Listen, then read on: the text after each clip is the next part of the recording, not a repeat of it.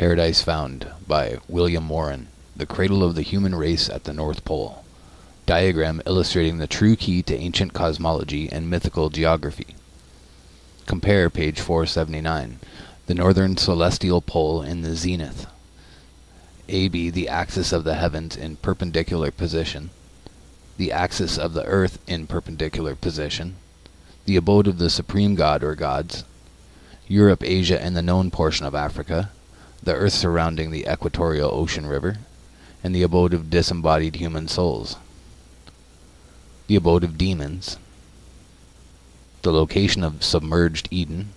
The strength of the hill of Sion.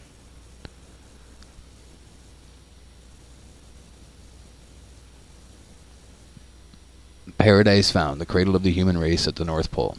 A Study of the Prehistoric World by William R. Warren, President of Boston University, corporate member of the American Oriental Society, author of many books. This book is not the work of a dreamer. It is a thoroughly serious and sincere attempt to present what is, to the author's mind, the true and final solution of one of the greatest and most fascinating of all problems connected with the history of mankind. That this true solution has not been furnished before is not strange. The suggestion that primitive Eden was at the Arctic Pole seems at first sight the most incredible of all wild and willful paradoxes, and it is only within the lifetime of our own generation that the progress of geological discovery has relieved the hypothesis of fatal antecedent improbability.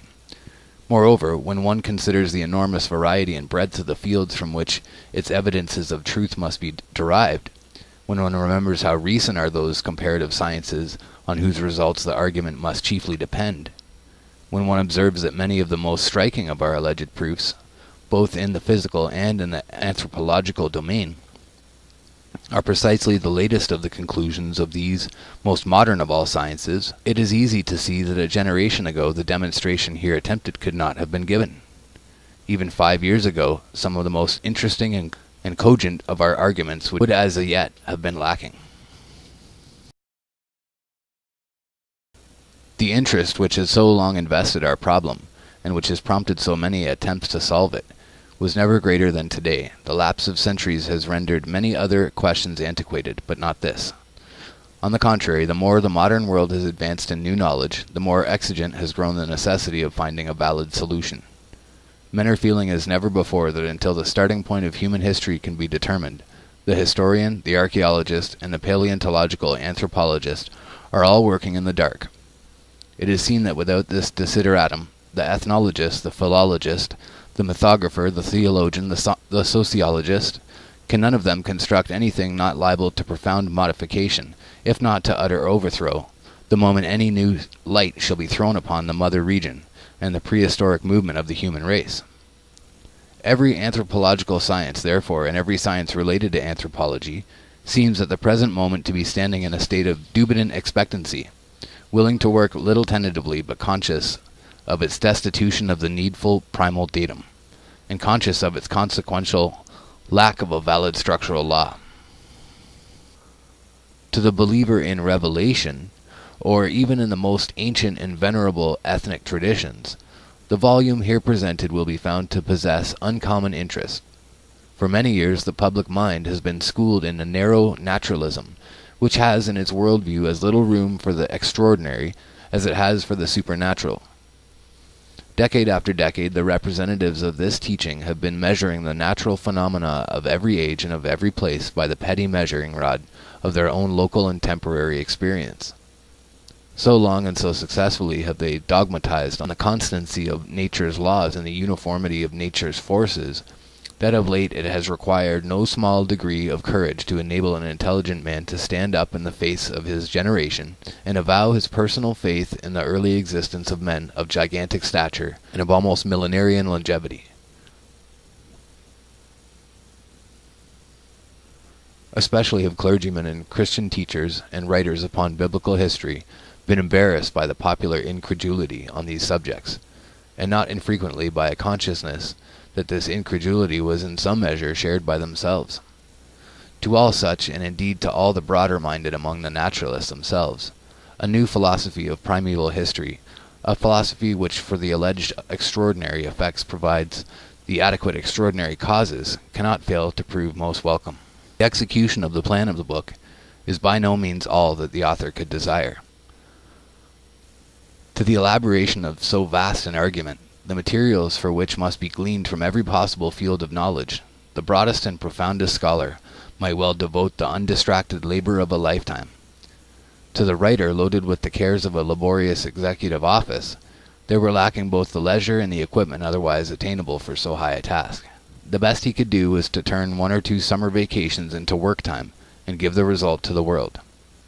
Of the correctness of his position he has no doubt, and of the preparedness of the scientific world to accept it he is also confident. To the foregoing remarks it may be proper to add that apart from its immediate purpose, the book has interest, and it is hoped value, as a contribution to the infant science of comparative mythology. By the application of the author's true key to an ancient cosmology and mythical geography, it has been possible to adjust and interpret a great variety of ancient cosmological and geographical notions never before understood by modern scholars. For example, the origin and significance of the Chinvat Bridge are here for the first time explained. The indication of the polocentric character common to the mythical systems of sacred geography among all ancient peoples will probably be new to every reader. The new light thrown upon such questions as those relating to the direction of the sacred quarter, the location of the abode of the dead, the character and position of the cosmical tree, the course of the backward flowing ocean river, the correlation of the navels of earth and heaven, not to enumerate other points, can hardly fail to attract the lively attention of all students and teachers of ancient mythology and mythical geography. To teachers of Homer, the fresh contributions toward a right understanding of Homeric cosmology are sure to prove of value, and if in the end, the work may only lead to a systematic and intelligent teaching of the long-neglected but most important science of ancient cosmology and mythical geography in all reputable universities and classical schools, it will surely not have been written in vain.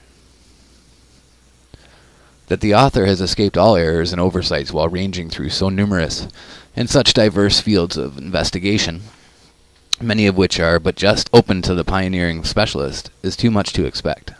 He only asks that any such blemishes which a more competent scholarship may detect, or which the progress of new learning may yet bring to light, may not be allowed to prejudice the force of true arguments, but may be pointed out in the spirit of a candid and helpful criticism.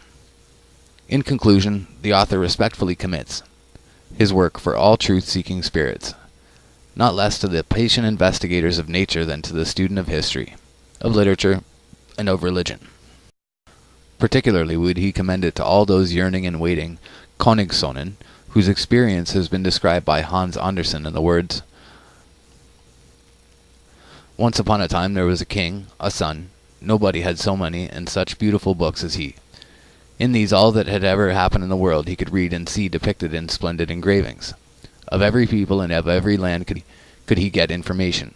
But as to where the Garden of Eden was, not a word was to be found therein. Just this it was on which he meditated most of all."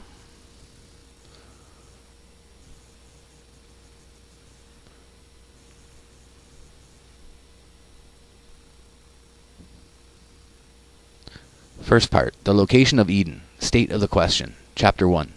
The results of explorers historic and legendary. Columbus approaching the gate. The reports of Sir John de Mandeville. Adventures of Prince Yarek Yeo. The voyages of St. Brandon and of Ogre. The success of the author of the Book of Enoch. An equestrian's anticipations. David Livingstone a searcher for Eden. Unanimous verdict, non est inventus. Chapter 2, the results of theologians. Ideas of the Church Fathers. Opinions of Luther and Calvin. Part first, the first part. Location of Eden, state of the question. Chapter 1. Results of the explorers, historic and legendary. Results of the theologians. Part 2. And Part 3. The results of non-theological scholars, naturalists, ethnologists, archaeologists, etc. You shall understand that no mortal may approach to that paradise, for by land no man may go. For wild beasts that are in the deserts, and for the high mountains and great huge rocks that no man may pass by, for the dark places that are there, and by the rivers may no man go. For the water runs so roughly and so sharply, because it comes down so outrageously from the high places above, that it runs in so great waves that no ship may row or sail against it. And the waters roar so, and make so huge a noise, and so great a tempest, that no man may hear another in the ship, though he cried with all the might he could. Many great lords have essayed with great will many times to pass by those rivers towards paradise, with full great companies, but they might not speed in their voyage, and many died for weariness of rowing against the strong waves, and many of them became blind and many deaf from the noise of the water, and some perished and were lost in the waves, so that no mortal man may approach to that place without the special grace of God. Sir John de Mandeville, or Mandeville. Chapter 1. The Results of Explorers, Historic and Legendary. One of the most interesting and pathetic sages to be found in all literature is that in which Christopher Columbus announces to his royal patrons his supposed discovery of the ascent to the gate of the long-lost Garden of Eden. With what emotions must his heart have thrilled, as steering up this ascent he felt his ship smoothly rising toward the sky, the weather becoming milder as he rose, to be so near the paradise of God's own planting, to be the first discoverer of the way in which the believing world could at length, after so many ages, once more approach its sacred precincts, even if forbidden to enter. What an exquisite experience it must have been to the lonely spirit of that great explorer. It is his third voyage. He is in the Gulf of Paria, to the north or northwest of the mouth of the Orinoco.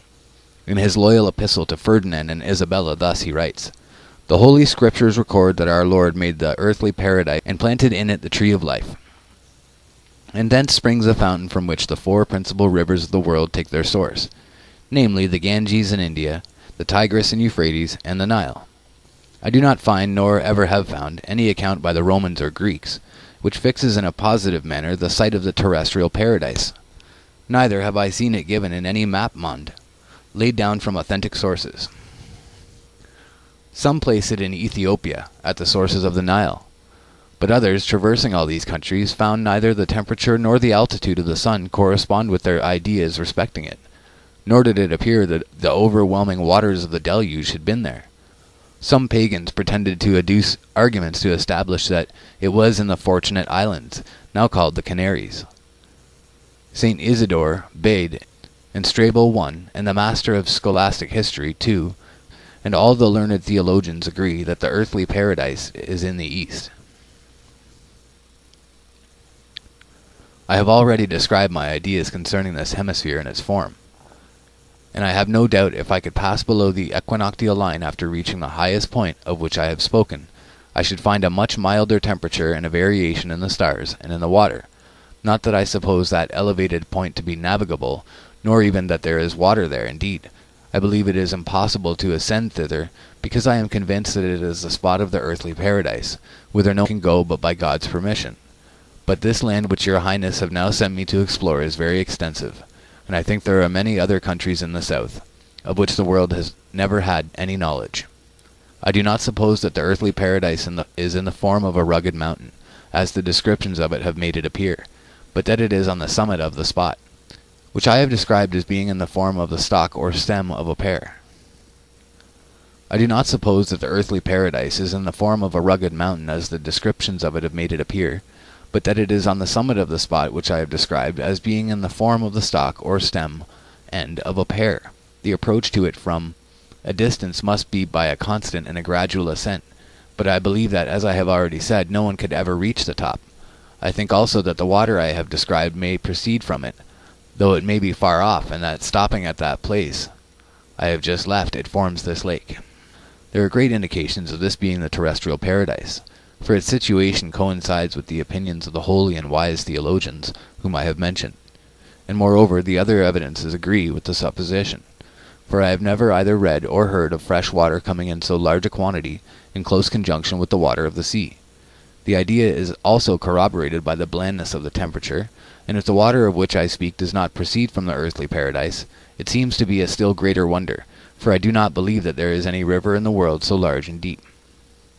When I left the Dragon's Mouth, which is the northernmost of the two straits which I have described, and which I so named on the day of Our Lady of August 1, I found that the sea ran so strongly to the westward that between the hour of Mass 2, when I weighed anchor, and the hour of Complines, 81 made 65 leagues of 4 miles each, and not only was the wind not violent, but on the contrary very gentle, which confirmed me in the conclusion that in sailing southward there is a continuous ascent, while there is a corresponding descent towards the north. I hold it for certain that the waters of the sea move from east to west with the sky, and that in passing this track they hold a more rapid course, and have thus eaten away large tracts of land, and hence has resulted this great number of islands. Indeed, these islands themselves afford an additional proof of it, for on the one hand all those which lie west and east, or a little more obliquely northwest and southeast, are broad, while those which lie north and south, or northeast and southwest, that is, in a directly contrary direction to the said winds, are narrow. Furthermore, that these islands should possess the most costly productions is to be accounted for by the mild temperature, which comes to them from heaven, since these are the most elevated parts of the world. It is true that in some parts the waters do not appear to take this course, but this only occurs in certain spots where they are obstructed by land, and hence they appear to take different directions. I now return to my subject of the land of Gracia, and of the river and lake found there, which latter might more be properly called a sea, for a lake is but a small expanse of water which, when it becomes great, deserves the name of a sea, just as we speak of the Sea of Galilee and the Dead Sea. And I think that if the river mentioned does not proceed from the terrestrial paradise, it comes from an immense tract of land situated in the south.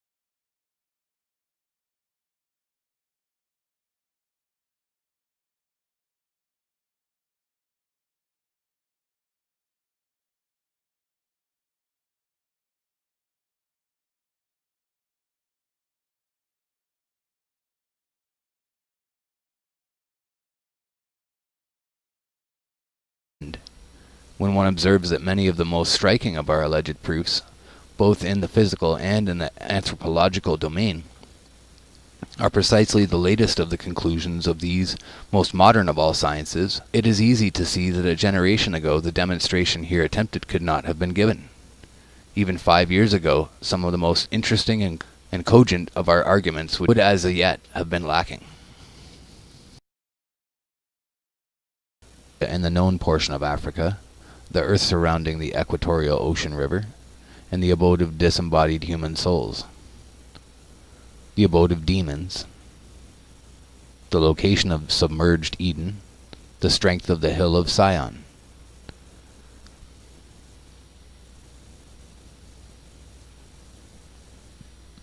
Paradise Found, the Cradle of the Human Race at the North Pole, a study of the prehistoric world, by William R. Warren, President. Suggestion that primitive Eden was at the Arctic Pole seems at first sight the most incredible of all wild and willful paradoxes, and it is only within the lifetime of our own generation that the progress of geological discovery has relieved the hypothesis of fatal antecedent improbability. Moreover, when one considers the enormous variety and breadth of the fields from which its evidences of truth must be derived, when one remembers how recent are those comparative sciences on whose results the argument must chiefly depend. Paradise Found by William Warren, The Cradle of the Human Race at the North Pole. Diagram illustrating the true key to ancient cosmology and mythical geography. Compare page 479. The northern celestial pole in the zenith. AB, the axis of the heavens in perpendicular position. The axis of the earth in perpendicular position. The abode of the supreme god or gods. Europe, Asia of Boston University. Corporate member of the American Oriental Society. Author of many books. This book is not the work of a dreamer. It is a thoroughly serious and sincere attempt to present what is to the author's mind the true and final solution of one of the greatest and most fascinating of all problems connected with the history of mankind.